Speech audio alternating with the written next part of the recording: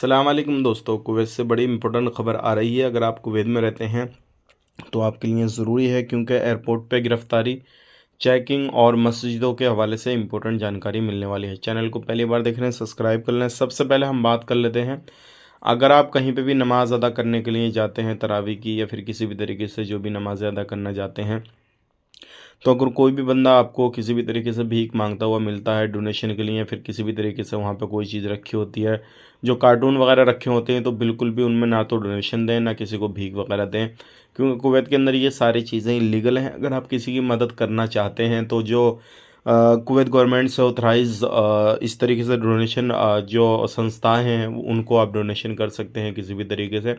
तो इस चीज़ का ख़ास करके ध्यान दें, और जो लोग कुवैत के अंदर भीख मांगने का काम कर रहे हैं उनके ऊपर कानूनी कार्रवाई, कड़ी कार्रवाई की जा रही है। अब बात कर लेते हैं, एयरपोर्ट पर 3 कस्टम अधिकारियों को पकड़ा गया है, और ये इसलिए पकड़ा गया है क्योंकि इन्होंने एक बंदे को निकाला था जो कि बैग थे नशे के, और जैसे ही जांच वगैरह हुई तो इनको पकड़ लिया गया। अब इनको जो है सज़ा वगैरह मिलेगी, और उसके बाद में जो भी है इन पर फ़ाइन वगैरह भी लगाया जाएगा। तो ऐसी गलती आप ना करें।